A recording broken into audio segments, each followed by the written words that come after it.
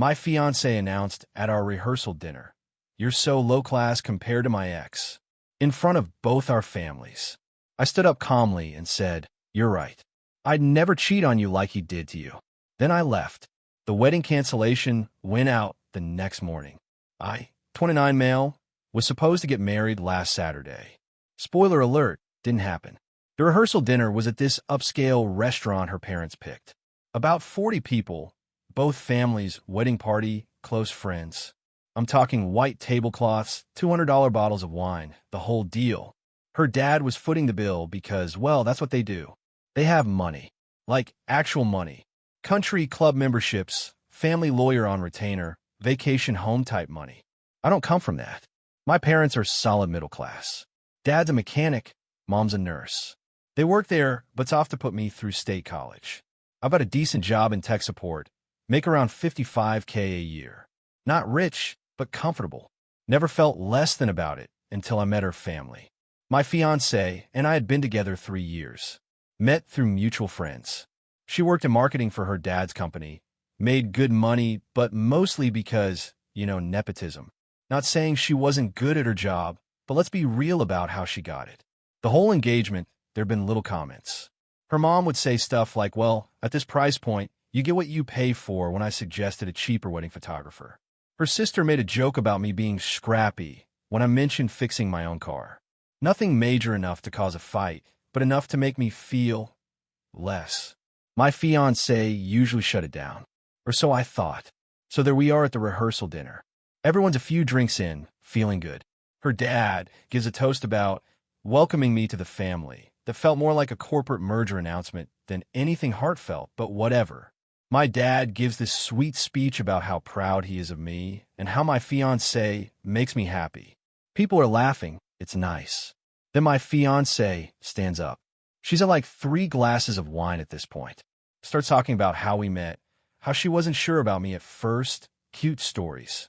I'm smiling, thinking it's going well. Then she says it. My ex had this polish to him. Private school education, knew which fork to use, spoke French. Very refined.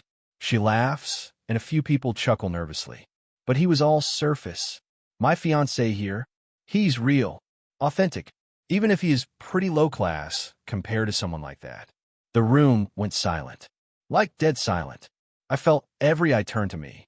My mom's face went pale. My dad's jaw clenched.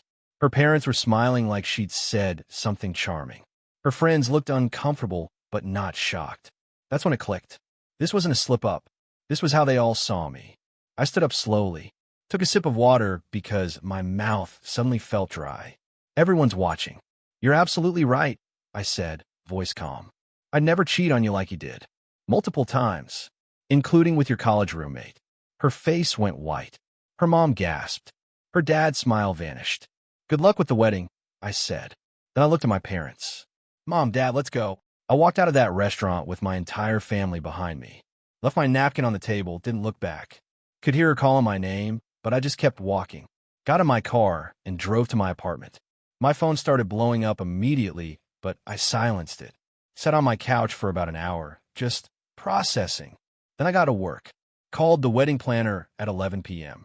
Left a voicemail that the wedding was canceled. I'd handle my portion of vendor cancellations. Please send me the breakdown of what I owed. Texted my best man. "Wedding's off. I'll explain later. Can you let the groomsmen know?" Then I went to bed. Slept like a rock, honestly.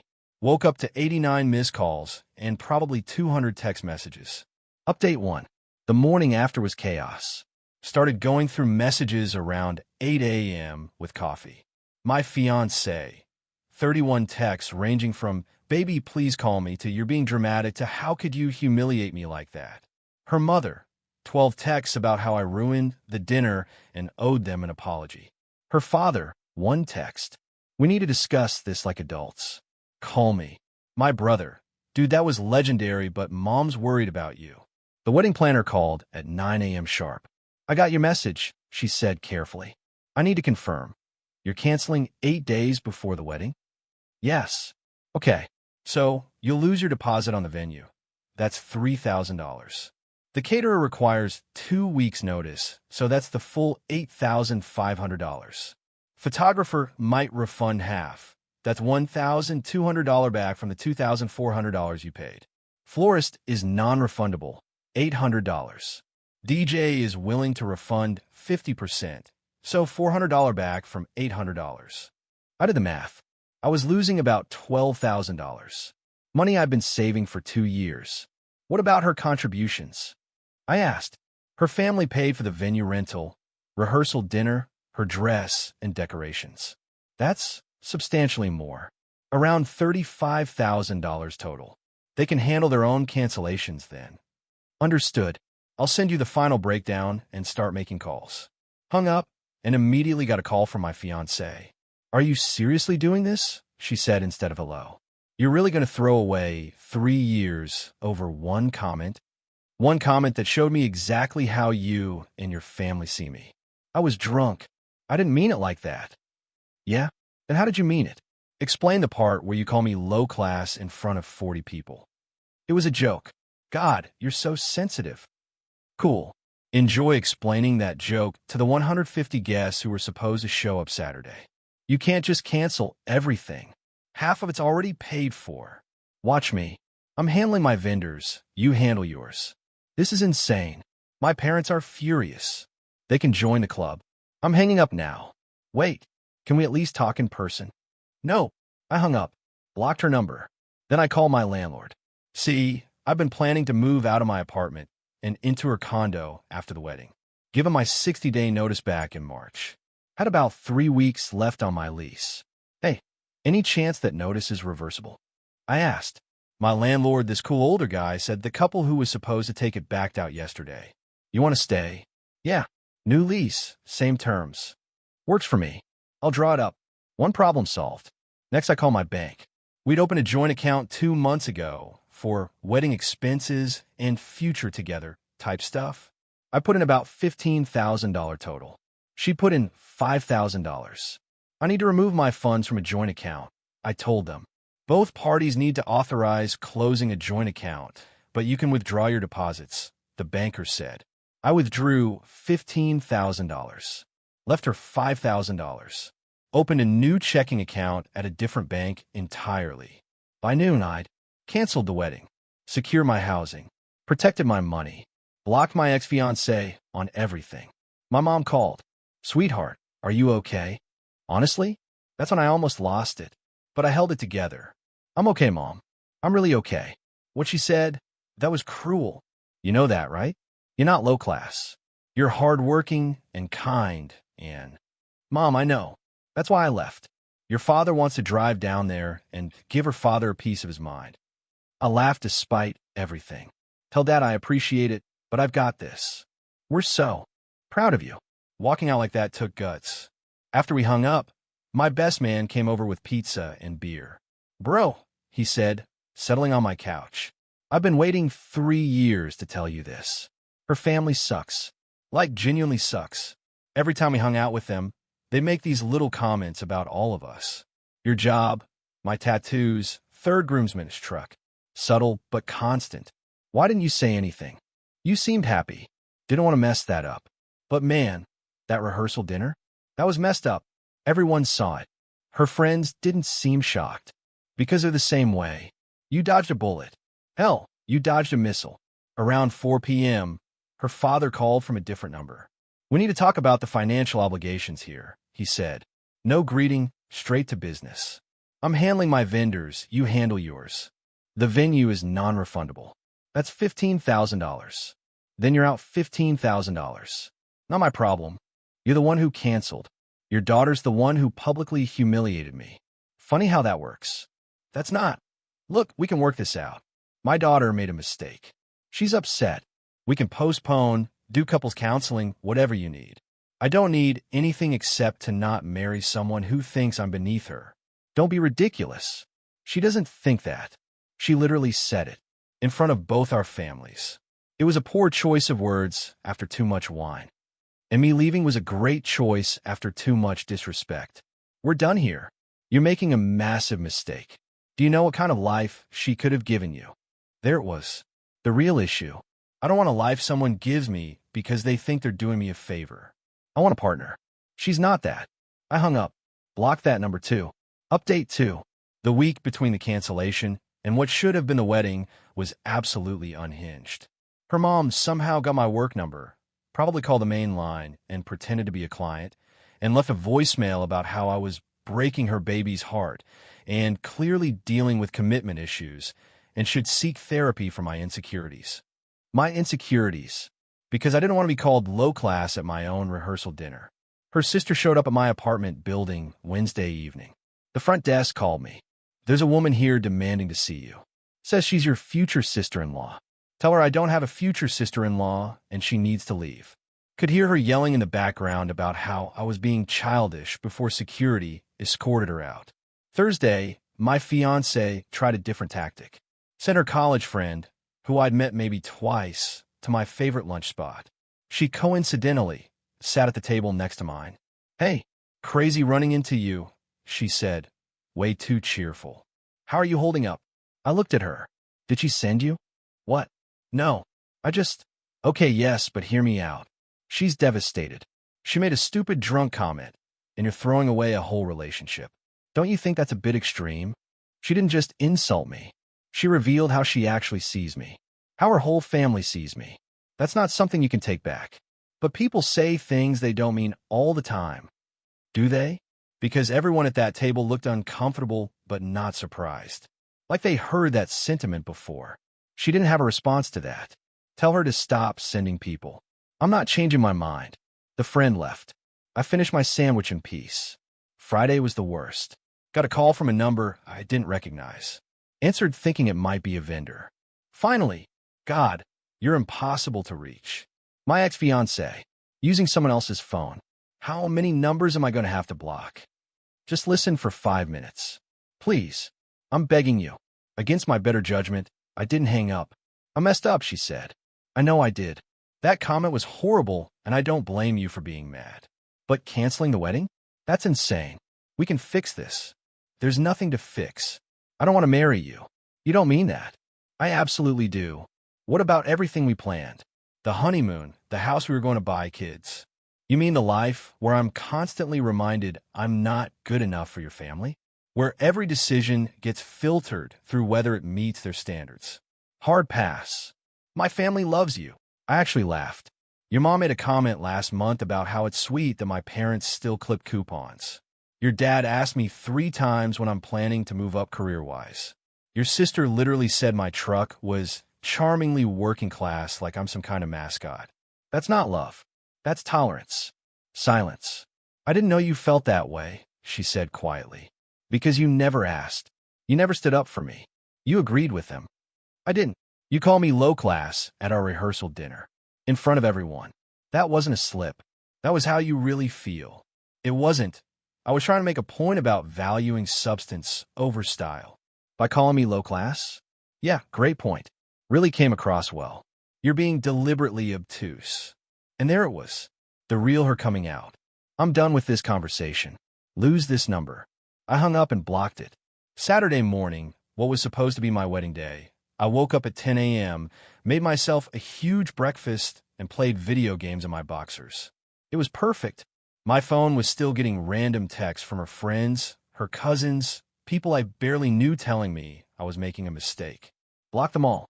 My best man came over around noon with the other groomsmen. We ordered wings, watched football, and they presented me with a custom beer stein that said, "Dodged a bullet, 2024, with little champagne glasses clinking." "Too soon," one of them asked. "Perfect timing," I said. Around 3 p.m., when the ceremony was supposed to start, my phone rang from my mom. "Just checking on you, honey." "I'm great, Mom. Eating wings with the guys." "Good. Your father and I are taking the money we were going to spend on your wedding gift and putting it toward a vacation fund for you. Whenever you want to go somewhere, it's there." I got a little choked up at that. "Thanks, Mom." Also, her mother called your father this morning, screaming about how you've ruined her daughter's life and we raised you wrong. What did Dad say? He told her that we raised a man who knows his worth, and her daughter should learn hers. Then he hung up on her. I grinned. "That's amazing. We're proud of you. Don't forget that." Later that evening, my brother sent me screenshots. My ex-fiancée had posted on social media. Sometimes people show you who they really are, and you have to accept it. Heartbroken, but moving forward. To everyone who supported me this week, thank you. I'll be okay. The comments were a mix of supportive messages and a few people asking what happened. She didn't respond to those. My brother texted, "The audacity. She's playing the victim? Let her." I replied, "Anyone who matters knows the truth." Update 3, final. It's been 6 weeks since the rehearsal dinner. Wanted to give a final update since people have been asking. The financial fallout was real. I lost about $12,000 total between non-refundable deposits and cancellation fees. It hurt. That was money I'd been saving carefully for 2 years. But honestly, worth every penny to not be in that family.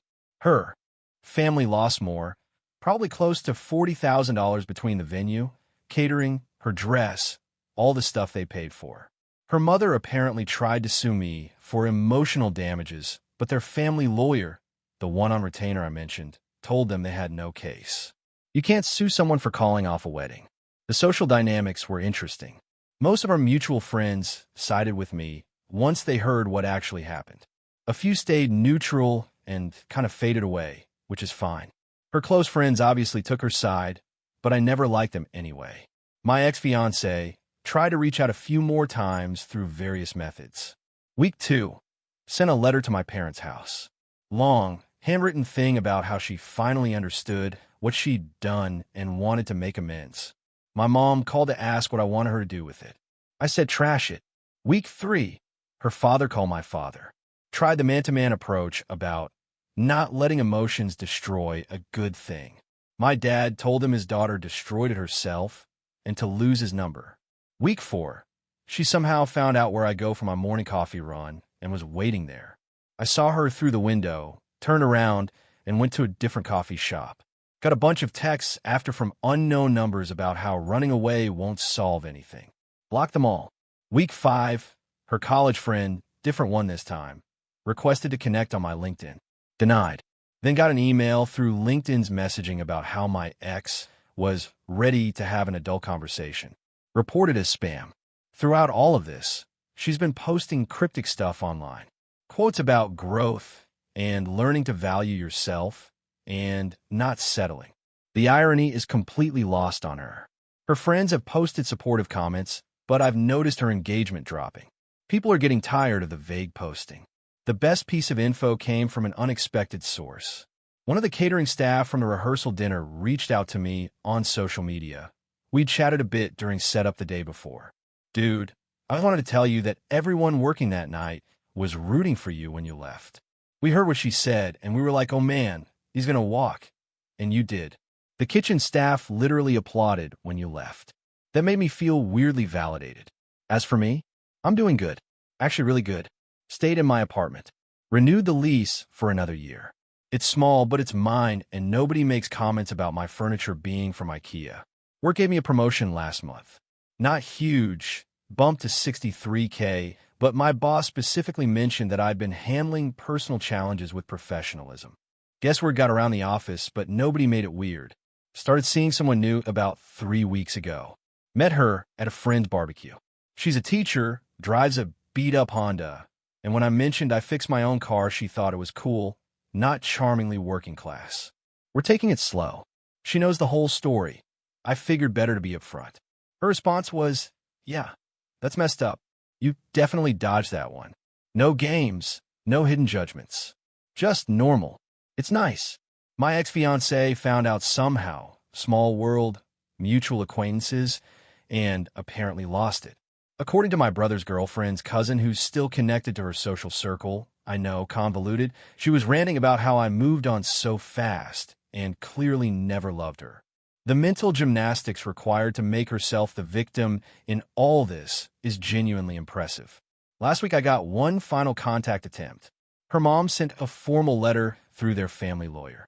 It was basically a cease and desist telling me to stop slandering their daughter and spreading false narratives about what happened. My response, through a lawyer buddy who wrote it up for free. My client has made no public statements regarding the ended engagement.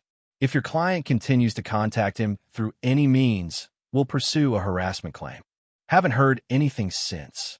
The funniest part of all this? I ran into her ex, the cheater she compared me to, at a mutual friend's party last weekend. We met briefly once before the engagement. He pulled me aside. "Hey man, I heard what happened at your rehearsal dinner. That's rough." "Yeah, well, dodged a bullet." He laughed. "Dude, you dodged a missile." She used to do the same thing to me. Constant comments about money, class, status. Her family's worse. They joke about my dad being a plumber like it was something shameful. "That's why you cheated?" "No, I cheated because I'm an idiot. But dating her? That was its own punishment. You're lucky you found out before the wedding. I proposed once, years ago. She said yes, then spent 6 months trying to change everything about me. Broke it off myself eventually. We talked for a while. Turns out he's married now to someone who doesn't care that his dad's a plumber. Happy, stable, normal relationship. Best decision I ever made was walking away from that family," he said. I raised my beer. "I'll drink to that." So that's where things stand. Single, stable, and significantly less stressed than I was 2 months ago. My parents are planning to visit next month. My dad wants to take me to a baseball game to celebrate freedom, which is very on-brand for him. My mom keeps sending me recipes and asking if I'm eating enough vegetables. Also very on-brand. My brother jokes that I should write a book called How to Cancel a Wedding in 12 Hours, but honestly, I don't think about it much anymore. Sometimes I wonder if my ex-fiancée actually learned anything from this. Probably not. People like that rarely do. They're too invested in their own narrative. But that's not my problem anymore.